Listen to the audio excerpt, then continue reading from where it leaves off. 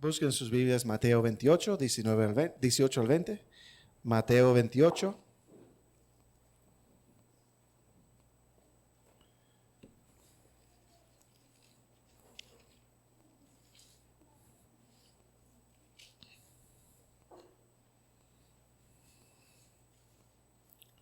Mateo 28, del 18 al 20. Todos en voz alta. Y Jesús se acercó y les habló diciendo: Toda potestad me es dada en el cielo y en la tierra. Por tanto, id y haced discípulos a todas las naciones, bautizándolos en el nombre del Padre, y del Hijo, y del Espíritu Santo, enseñándoles que guarden todas las cosas que os he mandado.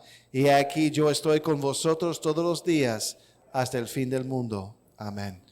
Que el Señor bendiga su palabra. ¿Puede tomar asiento? En la mañana nosotros comenzamos a estudiar las dos ordenanzas, dos instituciones, por decir, instituidas, fundadas, comenzadas por el Señor Jesucristo. Y recuerda que la palabra ordenanza, una ordenanza es una práctica para la iglesia que el Señor Jesucristo, como cabeza de la iglesia, como su fundador, como su dueño, como su fundamento, como su vida, ha ordenado o requerido que fuera realizado. O sea, son prácticas que el Señor Jesucristo instituyó para que la iglesia hiciera. Amén. Y en la mañana nosotros comenzamos con la primera ordenanza. La primera ordenanza, ¿cuál es? El bautismo. Hay que recordar eso, hermanos. La primera ordenanza de la iglesia cristiana es el bautismo. Y como nosotros estudiamos, el bautismo realmente es para el nuevo creyente, ¿cierto? No es para el viejo creyente. Implicando entonces el que ya tiene años en la fe y no se ha bautizado, debería de bautizarse. Estuve conversando con Nathanael por la tarde y quizás podría aclarar un poquito mejor lo que yo enseñé en cuanto al bautismo infantil.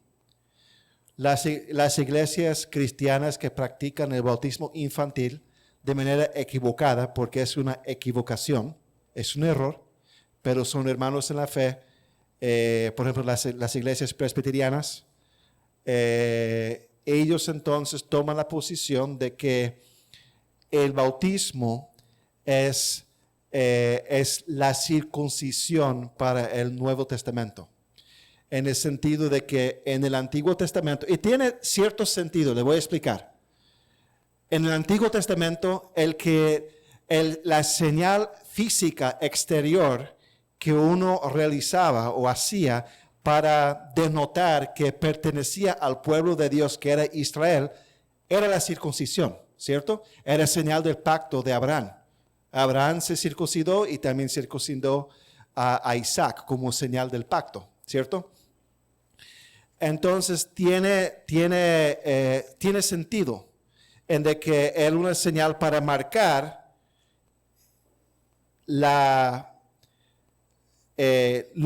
quiénes son los del pueblo de Dios en el Antiguo Testamento. Y en el Nuevo Testamento también es el bautismo, que es la marca exterior, es una práctica para marcar quiénes pertenecen al cuerpo de Cristo. Amén. Entonces tiene cierto sentido. Y entonces, pero en la aplicación de ese concepto en el Nuevo Testamento, los presbiterianos y los que practican el bautismo infantil equivocan. ¿Por qué?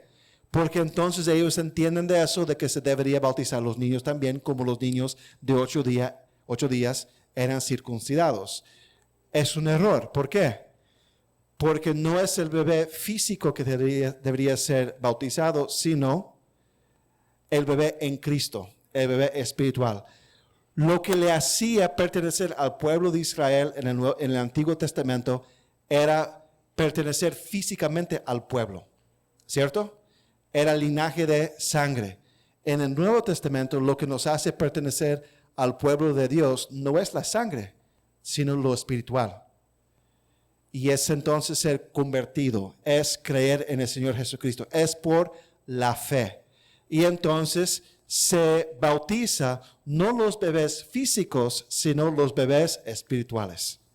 El que ha creído en Cristo. ¿Están conmigo? ¿Tiene sentido? Ok. Estuvimos conversando una tarde y tiene mucho sentido esa aplicación del concepto. Entonces, el bautismo en el Nuevo Testamento, entonces, el bautismo es una práctica para esa persona que entra en el pueblo de Dios, que está recién entrado en el pueblo de Dios. Vamos a decir, es la práctica para aquel que pasa por la puerta principal de la casa de Dios y entra a la casa de Dios y pertenece a la familia de Dios. ¿Ok? ¿Están conmigo? La segunda ordenanza no se trata de entrar a la familia de Dios o la casa de Dios, sino se trata de vivir dentro de la casa de Dios. El primero es el que entra en la casa de Dios y es solamente una vez. Entra por la puerta. Y la segunda es ya una práctica del vivir regular, de la vida regular, dentro de la casa de Dios, dentro de la familia de Dios. ¿Ok? Entonces, ¿cuál es la segunda ordenanza entonces? La Santa Cena. Y vamos a mirar dos pasajes de manera especial. El primer pasaje, Lucas 22:14. Búscalo, por favor. Lucas 22:14. Lucas 22:14. Vamos a mirar dos pasajes.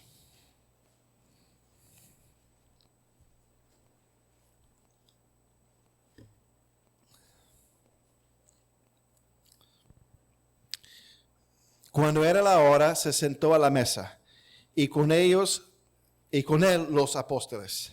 Y les dijo: cuánto he deseado comer con vosotros esta Pascua antes que padezca, porque os digo que no la comeré más hasta que se cumpla en el reino de Dios. Y habiendo tomado la copa, dio gracias y dijo: tomad esto y repartidlo entre vosotros, porque os digo que no beberé más del fruto de la vid hasta que el reino de Dios venga. Y tomó el pan y dio gracias, y lo partió y les dio, diciendo: esto es mi cuerpo que por vosotros es dado, haced esto en memoria de mí. De igual manera, después que hubo cenado, tomó la copa diciendo: esta copa es nuevo pacto en mi sangre, que por vosotros se derrama. Busque 1 Corintios capítulo 11. 1 Corintios capítulo 11.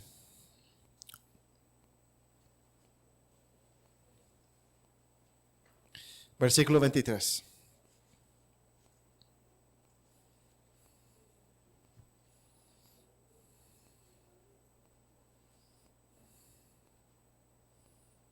Dice la palabra: porque yo recibí del Señor, esto es el apóstol Pablo hablando a la iglesia en Corintio, porque yo recibí del Señor lo que también os he enseñado, que el Señor Jesús, la noche que fue entregado, tomó pan y habiendo dado gracias, lo partió y dijo: tomad, comed, esto es mi cuerpo que por vosotros es partido, haced esto en memoria de mí.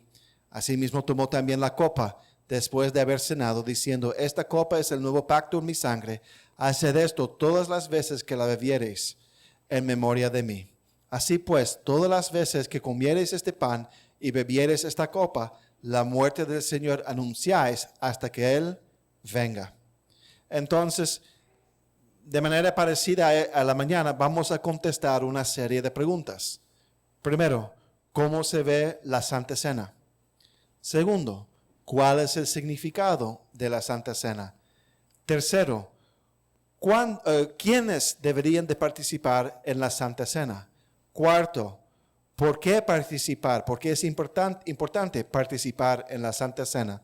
Y quinto, ¿cuáles son algunas de las excusas o razones por las cuales algunos no participan en la Santa Cena? Vamos a contestar, Natanael, 5 preguntas, no 6, pero 5 esta noche. ¿Ok? Vamos a orar.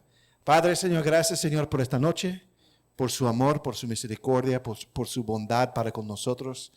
Gracias, Señor, por estas ordenanzas que enseñan y muestran al mundo lo que es el Evangelio, Señor. Gracias, Padre, y pedimos, Señor, que nos enseñe, que nos aún reprende si fuera necesario en esta noche, a través de la exposición de su palabra. Apresura los pasos de cualquier persona que esté en camino. Gracias, Padre, en el nombre de Jesús. Amén. Ok. Primero, ¿cómo se ve la Santa Cena? La Santa Cena, bueno, lo hicimos el domingo pasado por la noche. La Santa Cena es una ordenanza donde la iglesia local se junta, se reúne para tener comunión al comer una comida para recordar al Señor Jesucristo y proclamar su segunda venida. Ahora, esa comida es una comida sencilla. Es pan y jugo de la vid. ¿Ok? Esa comida es pan y jugo de la vid. En la iglesia primitiva, a veces era una comida grande. Realmente era un tiempo como hacemos al lado, donde había mucha comida y hacían la Santa Cena como parte de eso. Pero vemos también que hubo cierto exceso en la iglesia de Corintio y por eso el apóstol Pablo les llama la atención y les recuerda cómo es la Santa Cena. Las Escrituras no nos enseñan la frecuencia con la cual la iglesia debería tener la Santa Cena. Algunas iglesias lo hacen de manera semanal. Creo que las iglesias templos bíblicos lo hacen todas las semanas. Algunas iglesias lo hacen una vez al mes. Otras iglesias lo hacen solamente una vez al año o 2 veces al año. Realmente las Escrituras no nos enseñan con qué frecuencia la iglesia debería tener la Santa Cena. Esta iglesia local lo hace cada 2 meses. Un mes sí, un mes no, por lo general.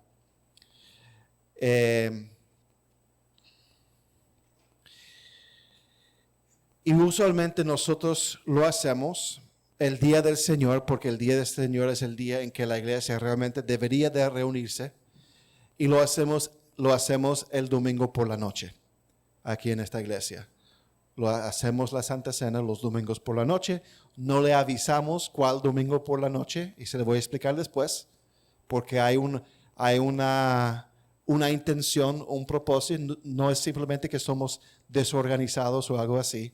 Simplemente es nosotros no avisamos y hay un propósito que vamos a comunicar después. Algunas iglesias lo hacen sentado. Entonces el ujier toma una bandeja, por decir, y entonces va a las bancas y los que van a participar sacan su vasito, sacan su pan.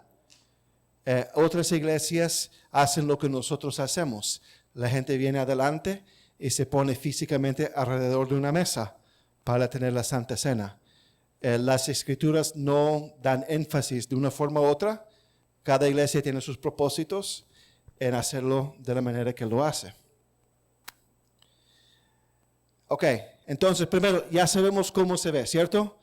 Un grupo de personas, de creyentes, toman del pan y comen del pan, toman del jugo de la vid y beben el jugo de la vid y recuerdan de la obra de Cristo en la cruz por nosotros y también proclaman su muerte hasta su segunda venida. Ok, segundo, ¿cuál es el significado de la Santa Cena? La Santa Cena está llena de significado simbólico y tiene por lo menos 3 significados. Natanael, 3 significados. Primero, tiene como su trasfondo la cena pascual, porque sucedió durante la Pascua judía. Vuelven a Lucas 22:14, por favor. Lucas 22:14.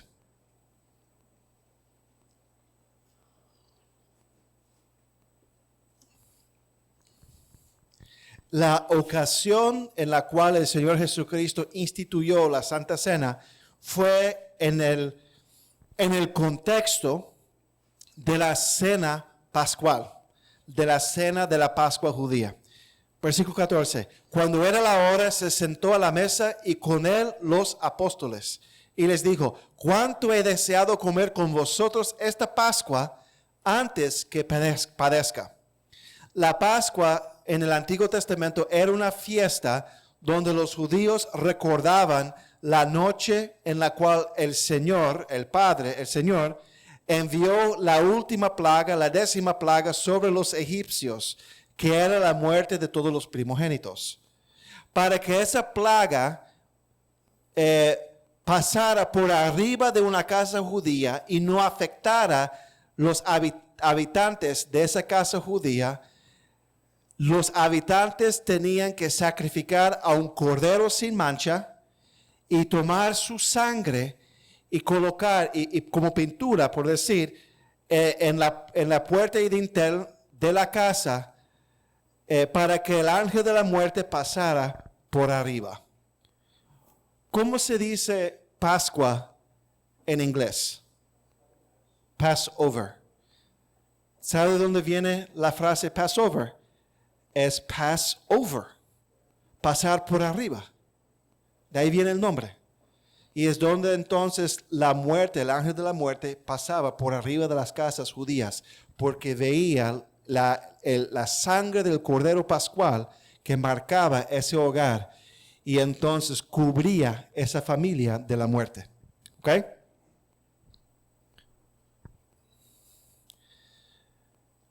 Entonces la familia después tenía que asar la carne del cordero y comerlo, entre otras cosas, y comerlo por completo.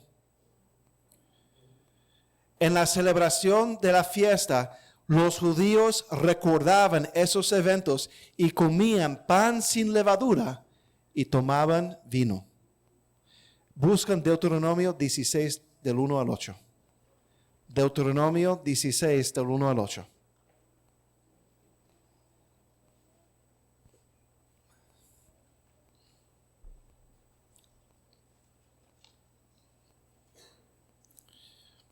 Deuteronomio 16 del 1 al 8. Guardarás el mes de Abib y harás Pascua a Jehová tu Dios, porque en el mes de Abib te sacó Jehová tu Dios de Egipto de noche. Y sacrificarás la Pascua a Jehová tu Dios, de las ovejas y de las vacas, en el lugar que Jehová escogiere, para que habite allí su nombre. No comerás con ella pan con levadura, 7 días comerás con ella pan sin levadura, pan de aflicción, porque aprisa saliste de tierra de Egipto, para que todos los días de tu vida te acuerdes del día en que saliste de la tierra de Egipto. Y no se verá levadura contigo en todo el territorio por 7 días. Y de la carne que matares en la tarde del primer día, no quedará hasta la mañana. No podrás sacrificar la Pascua en cualquiera de las ciudades que Jehová tu Dios te da, sino en el lugar que Jehová tu Dios escogiere para que habite allí su nombre. Sacrificarás la Pascua por la tarde a la puesta del sol, a la hora que saliste de Egipto. Y la asarás y comerás en el lugar que Jehová tu Dios te hubiera escogido, y por la mañana regresarás y volverás a tu habitación. 6 días comerás pan sin levadura, y el 7º día será fiesta solemne a Jehová tu Dios, no trabajarás en él. Entonces, esta fiesta es el contexto en el cual el Señor instituyó la Santa Cena.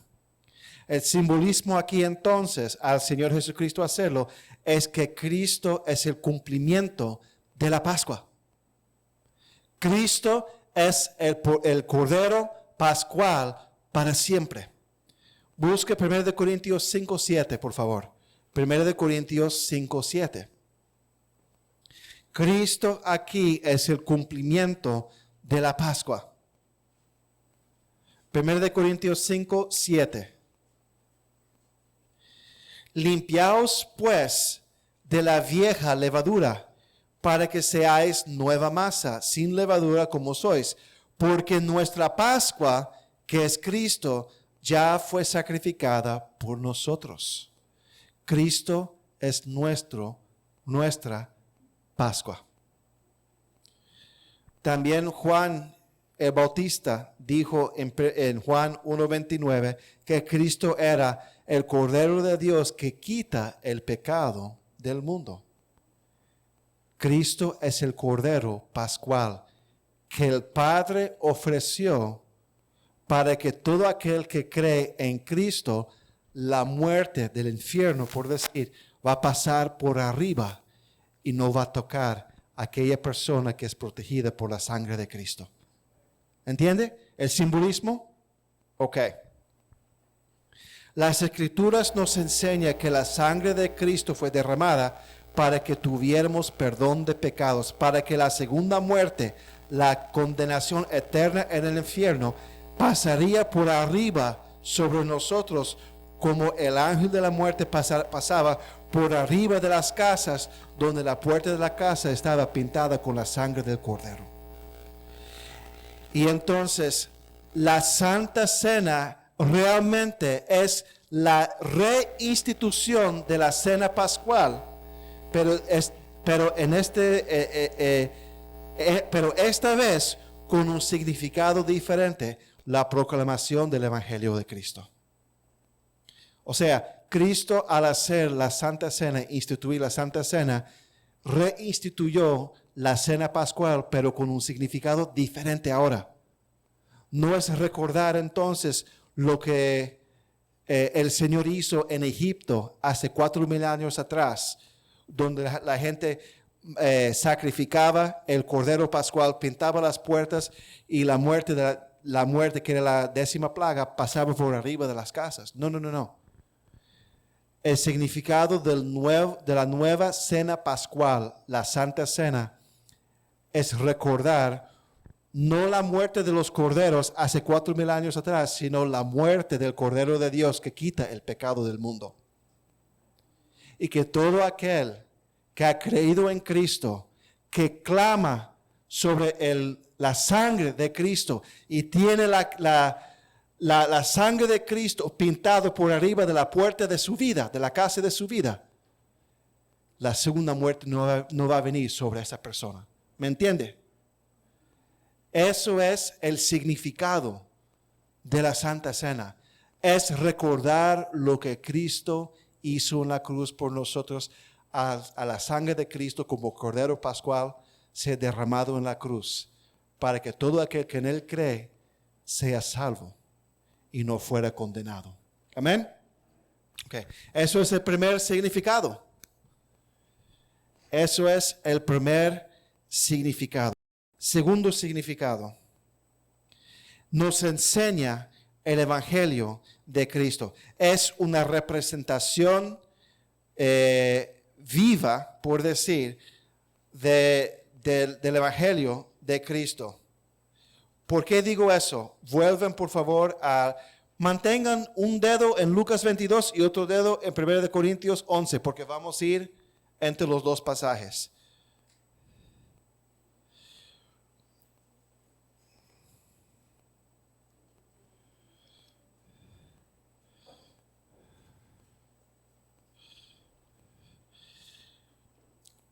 Decimos que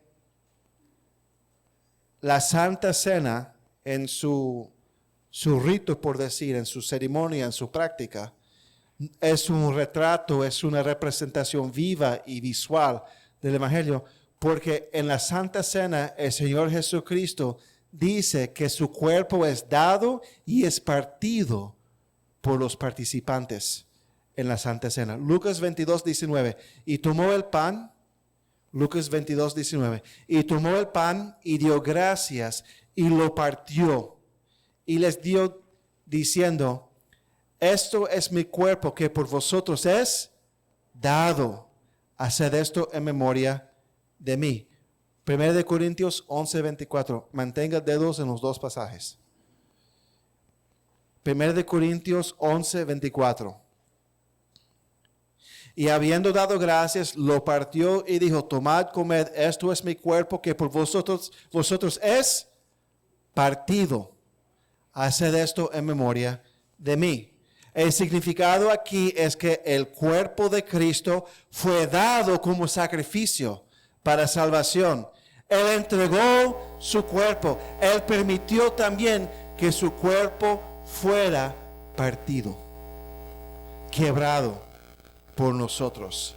Dice en Juan 3:16, porque de tal manera amó Dios al mundo que ha dado a su Hijo unigénito, para que todo aquel que en Él cree no se pierda, mas tenga vida eterna. Gálatas 2:20, lo leímos en la mañana. Con Cristo estoy juntamente crucificado, y ya no vivo yo, mas Cristo vive en mí. Y lo que ahora vivo en la carne, lo vivo en la fe del Hijo de Dios, el cual me amó y se entregó a sí mismo por mí, en mi lugar, para mi beneficio. Entonces, no solamente el cuerpo de Cristo fue dado para nuestra salvación, sino fue partido y quebrantado por nuestra salvación. Busque Isaías 53, versículo 3. No es que solamente Cristo entregó su cuerpo por nosotros, el pan fue entregado, sino que el pan también es partido. Por eso comemos el pan partido. Isaías 53, versículo 3. Despreciado y desechado entre los hombres, varón de dolores. Esto es hablando una profecía de la profeta Isaías frente al Señor Jesucristo. Despreciado y desechado entre los hombres, varón de dolores, experimentado en quebranto, y como que escondimos de él el rostro. Fue menospreciado y no lo estimamos. Ciertamente llevó él nuestras enfermedades y sufrió nuestros dolores.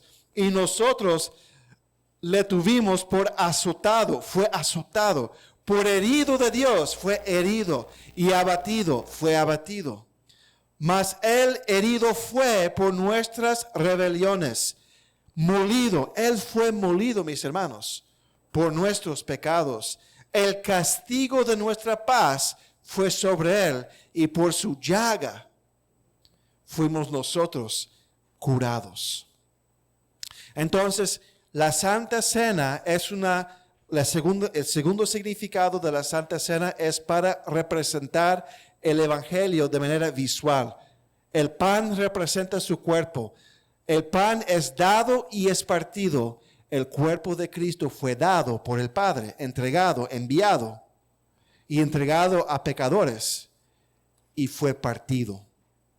Entonces, diferentes iglesias tienen diferentes prácticas frente al pan.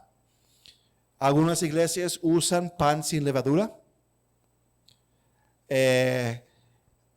Otras iglesias usan pan regular. Otras iglesias entonces ya ellos quebrantan o parten, mejor decir, el pan antes de la Santa Cena, y ya como nosotros lo hacemos, está allí ya partido. Otras iglesias toman una cosa de pan grande, y cada persona participando en la Santa Cena parte y arranca su pedazo. Y entonces ese cuerpo, ese pan, en las manos de varios, quebrado, para el beneficio del que tiene el pedazo de pan en sus manos. O sea, hay diferentes prácticas para dar énfasis simbólico de diferentes maneras. No hay fórmula en las Escrituras que nos enseñan exactamente de qué manera debemos de hacerlo. ¿Ok? Entonces, lo importante es que sea pan que es partido, porque el cuerpo fue dado y partido por nosotros. Amén.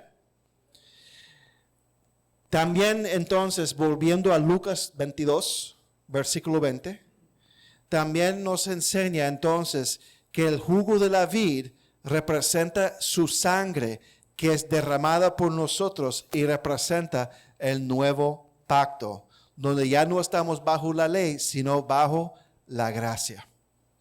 Lucas 22, 20. De igual manera, después que hubo cenado, tomó la copa, diciendo: esta copa es el nuevo pacto en mi sangre, que por vosotros se derrama. 1 Corintios 11, 25. 1 Corintios 11, 25. Asimismo tomó también la copa, después de haber cenado, diciendo: Esta copa es el nuevo pacto en mi sangre. Hacer esto todas las veces que la bebiereis en memoria de mí. Dos cosas. ¿Cómo es que uno puede tener en mano un vaso de jugo de la vid? ¿Qué tiene que suceder para que uno tenga en sus manos un vaso del jugo de la vid? Y no me diga que vaya al supermercado y que compra una botella de jugo de la vid. No, eso no es la respuesta. ¿Cómo es que uno llega a tener en sus manos una copa de jugo de la vid? Natanael. Tiene que sacar el jugo de la uva. Entonces, ¿cómo es que se saca el jugo de la uva? Uno habla con la uva y dice, por favor, deme su jugo. ¿Cómo es que uno tiene que hacerlo? Exprimiéndolo, aplastándolo, machacándolo. Cuando yo era niño, teníamos uvas. Aquí en Yonkers crecen las uvas. No son muy buenas, pero crecen aquí en Yonkers. Y entonces vivíamos aquí en Walnut, cerquita de aquí. Y mi papá tenía una área que tenía viña, o sea, con uvas y todo.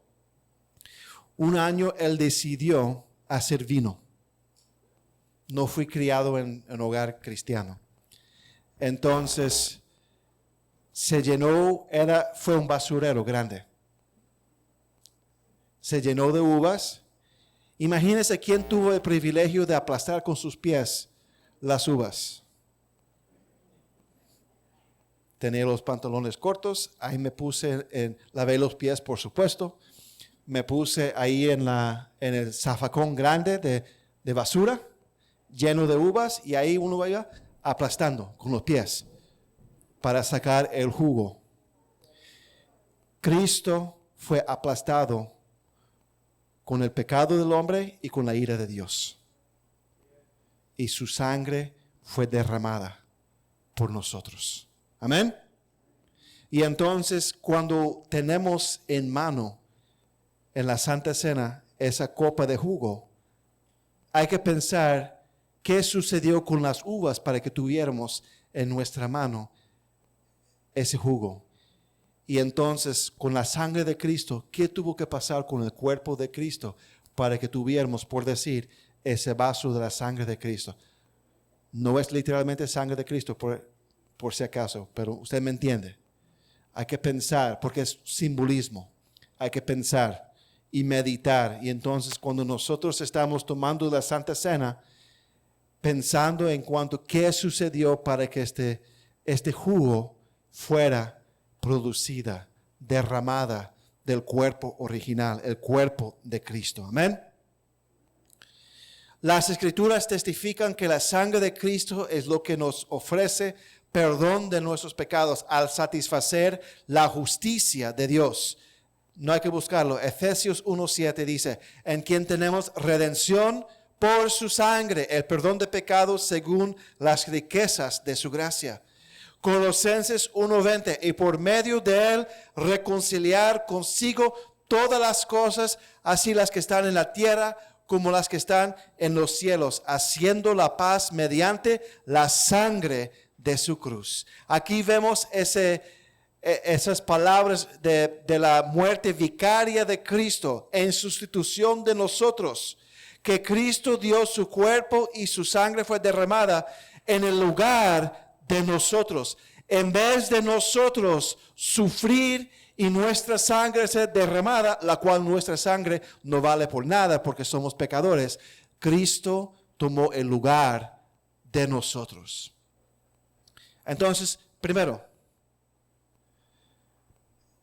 Cristo es el nuevo, la Santa Cena es la nueva cena pascual, primer significado. Segundo, es una representación visual del Evangelio, que Cristo entregó su cuerpo y fue partido por nosotros y su sangre fue derramada por nosotros. Tercero, la Santa Cena tiene el significado de demostrar o dar testimonio de nuestra propia experiencia de ser convertido. de nuestra experiencia de conversión. En los dos pasajes, en Lucas 22 y en 1 Corintios 11, Cristo nos manda a tomar el pan, a tomar el jugo de la vid. Cuando nosotros tomamos en nuestras manos el pan y el jugo de la vid, estamos comunicando dentro de la iglesia y delante del Señor la verdad de que cada uno de nosotros, bajo la convicción del Espíritu Santo, hemos recibido a Cristo. Amén. Cuando nosotros hacemos esa moción, esa acción de tomar el pan y de tomar el jugo, entonces estamos enseñando que nos hemos apropiado de el cuerpo y la sangre de Cristo en nuestra vida. Estamos dando testimonio de que en nuestra vida el pan y la sangre no quedó en la bandeja. Amén. Sino que se hizo parte de nosotros. Amén. ¿Entienden lo que estoy diciendo? Al tomar ese pan, al tomar ese jugo, estamos diciendo, eso ha pertenecido a mí en fe y arrepentimiento. Amén. Entonces, estamos mostrando simbólicamente de que Cristo pertenece a nosotros. Que hemos recibido a Cristo, como dice en Juan 1, 10 al 12, dice, en el mundo estaba y el mundo por él fue hecho, pero el mundo no lo conoció. A lo suyo vino y los suyos no lo recibieron, mas a todos los que le recibieron, a los que creen en su nombre, les dio potestad de ser hechos a Dios. Estamos mostrando que nosotros hemos recibido a Cristo. Pero no solamente tomamos el pan y tomamos en nuestra posesión el jugo, sino también comemos y bebemos o bebemos. Comemos el pan y bebemos el jugo de la vid. Y al hacer esto, estamos comunicando que estamos en unión con Cristo, donde Él es parte de nosotros y nosotros somos parte de Él. En otras palabras, estamos participando en la muerte, sepultura y resurrección del Señor Jesucristo. Al comer ese pan y beber ese jugo, estamos enseñando que estamos en Cristo y Cristo está en nosotros. Amén. El presidente está llamando. ¿De quién es el alarma? Ok. Chequeen sus teléfonos por si acaso. Entonces,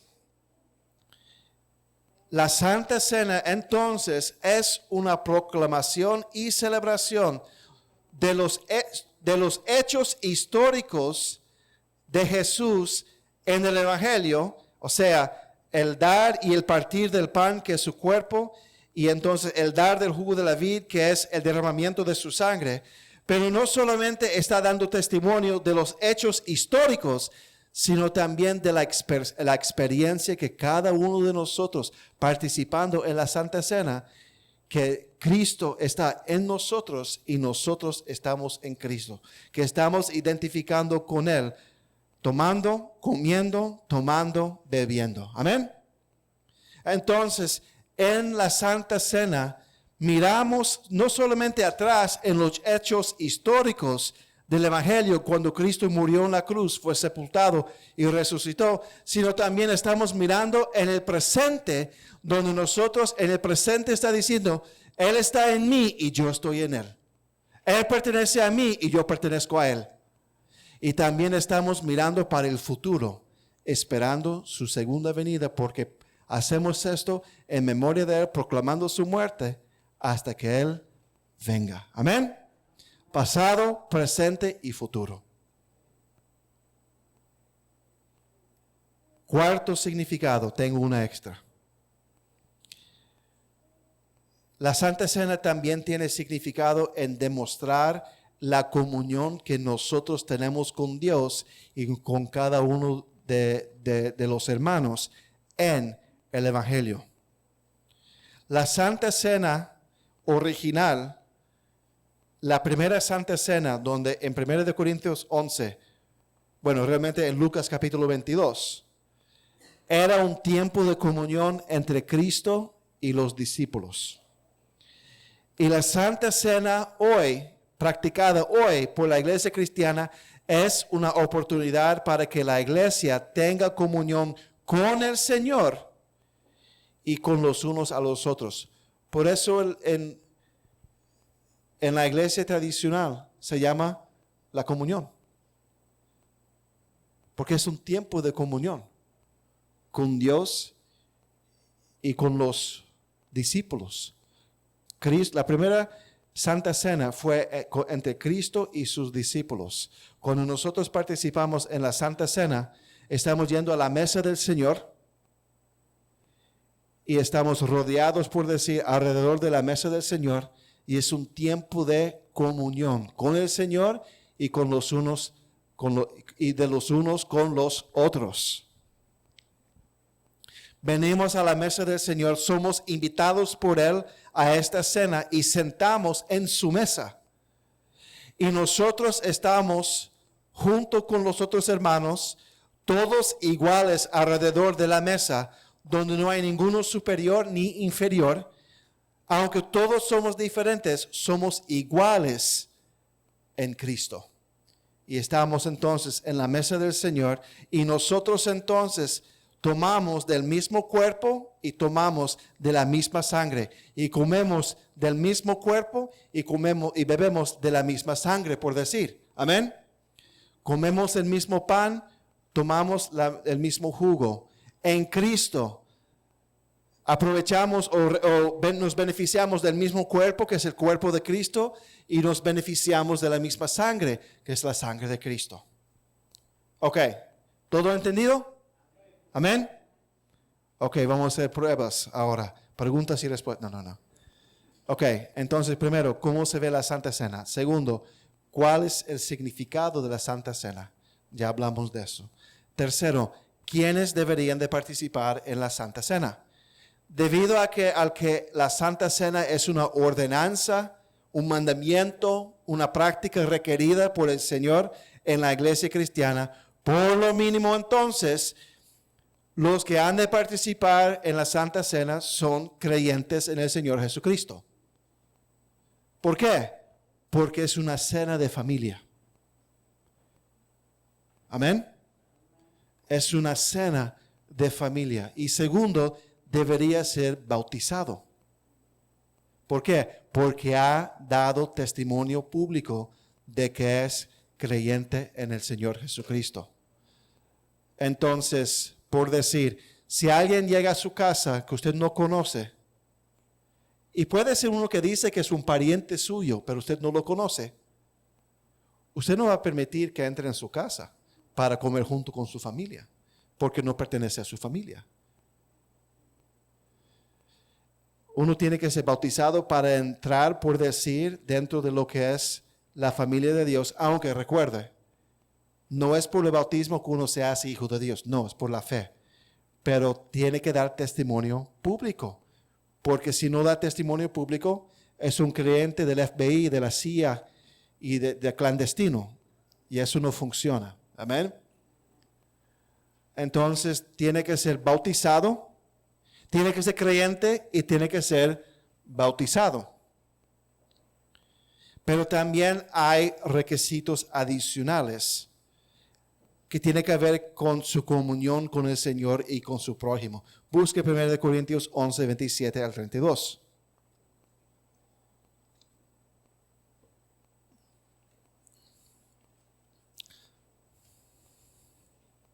1 Corintios 11, 27.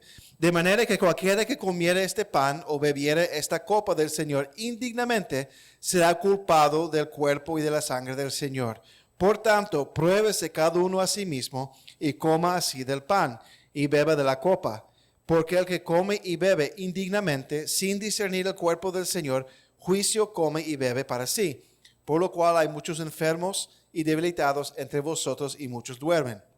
Si pues nos examinásemos a nosotros mismos, no seríamos juzgados, mas siendo juzgados somos castigados por el Señor para que no seamos condenados con el mundo.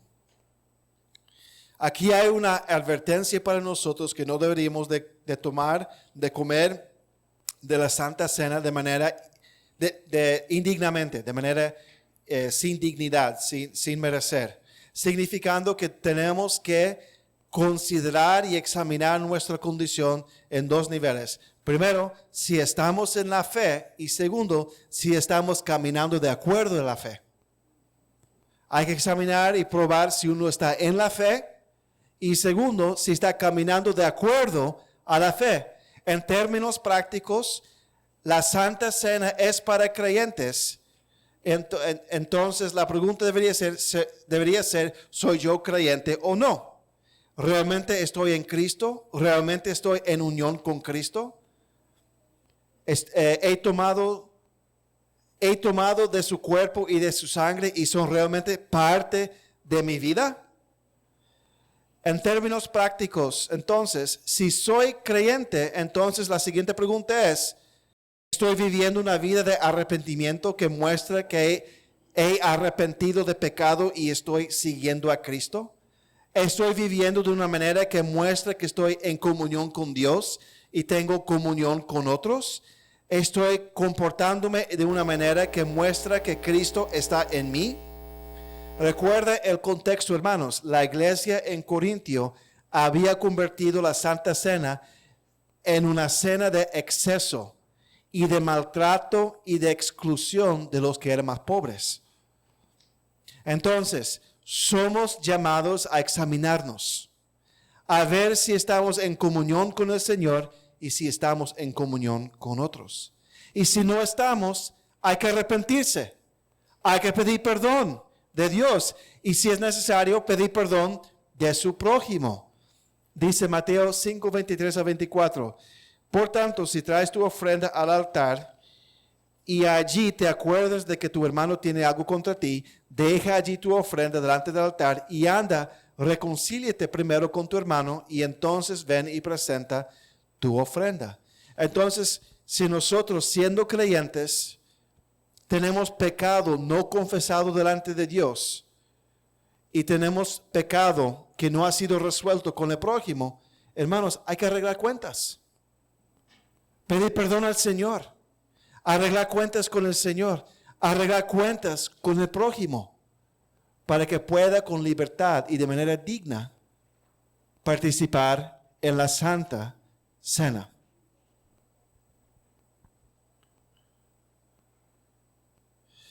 Entonces, y si no hacemos esto, somos considerados culpables de no haber discernido el cuerpo de Cristo y traemos juicio sobre nosotros.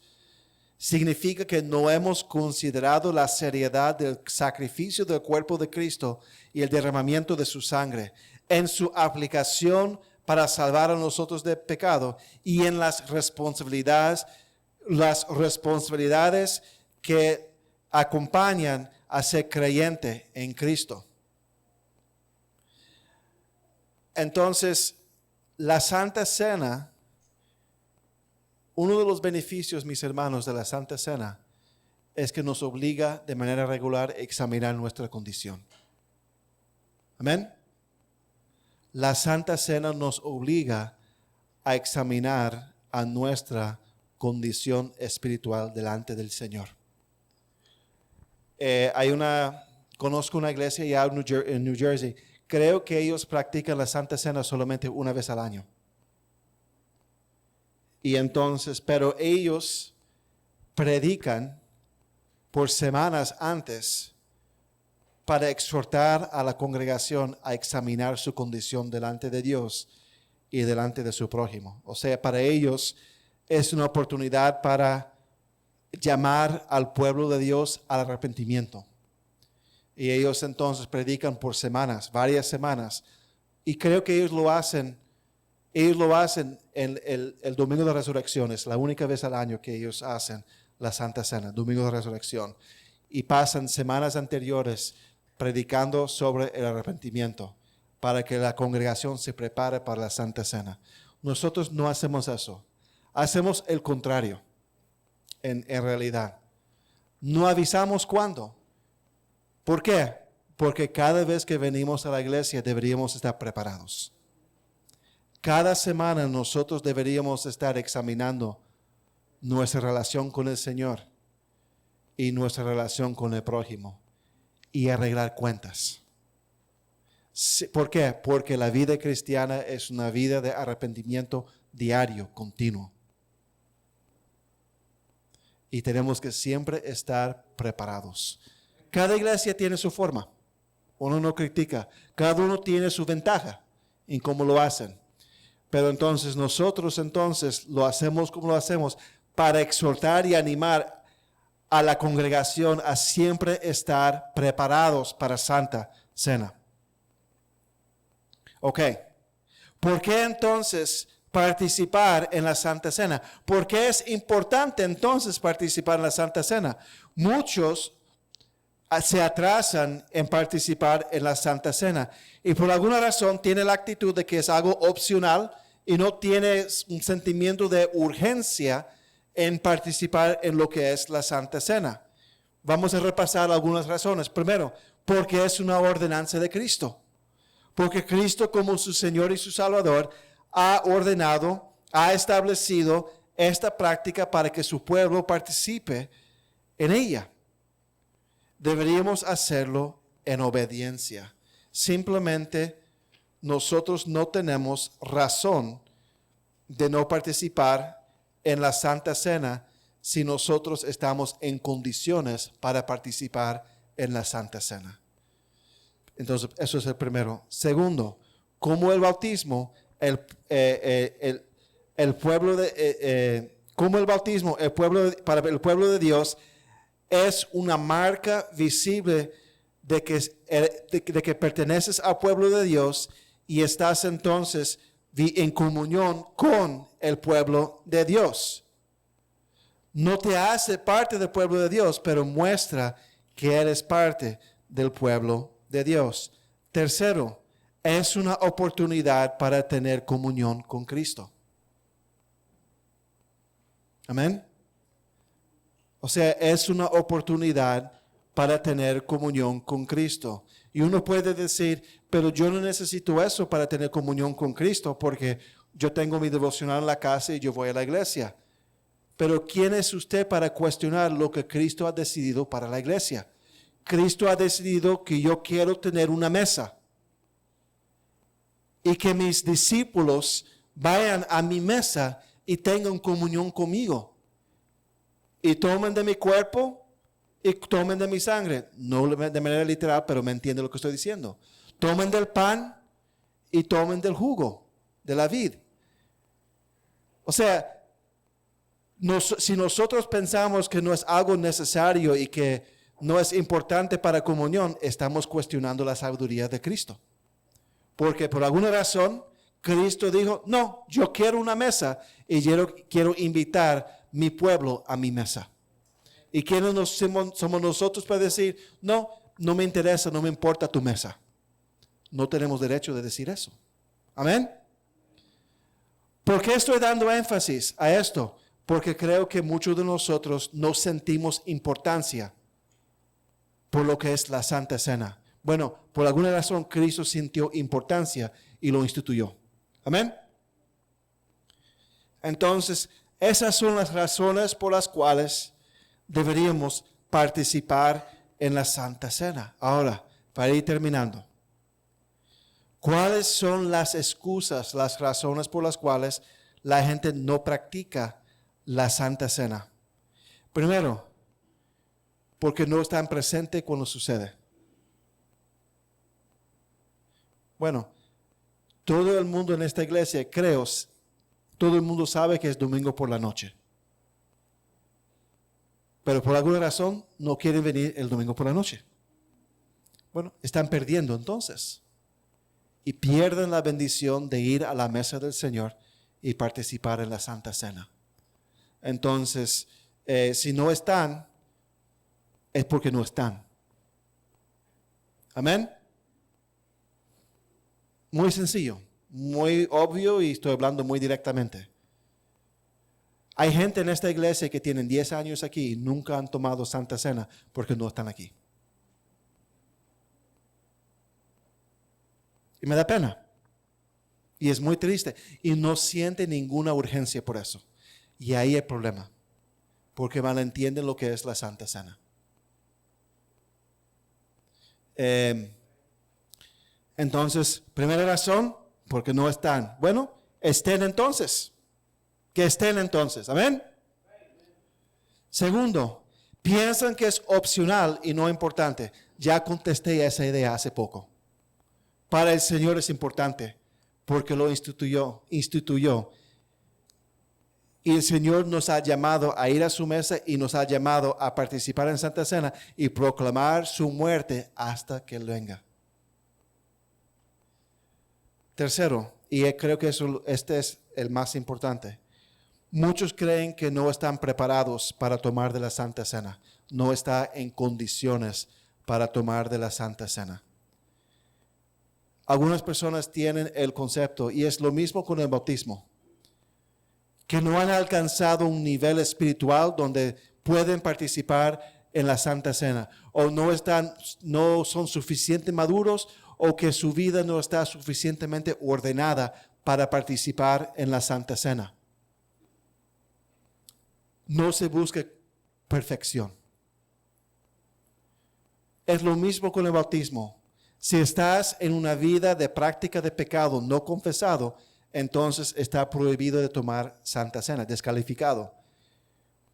Pero usted, si está viviendo una vida de arrepentimiento, si uno vive una vida de arrepentimiento, ¿qué significa?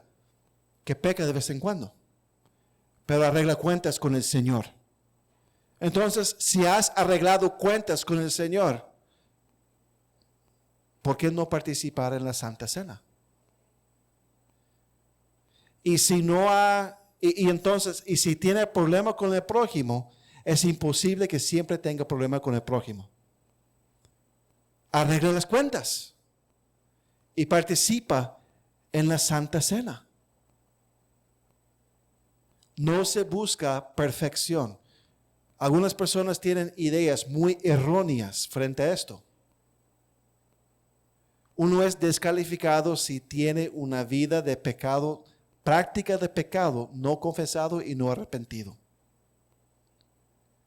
Pero si uno es un pecador, porque somos pecadores y vamos a seguir siendo pecadores hasta que Cristo venga, pero estamos viviendo nuestra vida con el Señor, arrepintiéndonos, pidiendo perdón, como dice 1 de Juan 1:9.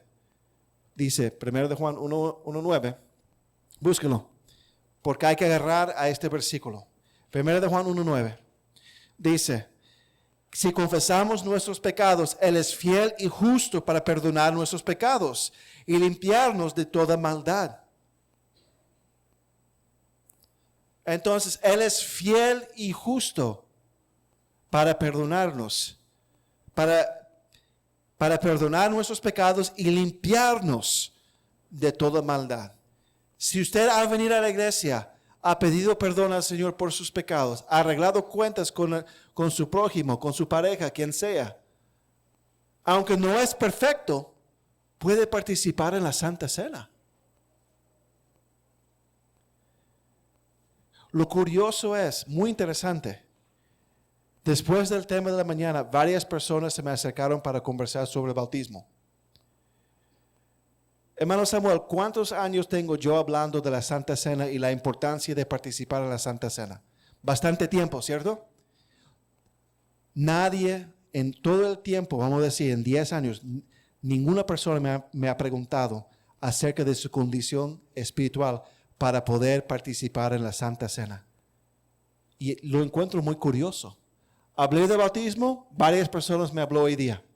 De la Santa Cena, nadie nunca me ha preguntado qué yo pienso acerca de su condición para participar en la Santa Cena. Hay dos razones. Número uno, tiene una idea equivocada de la importancia de la Santa Cena, entonces no le motiva.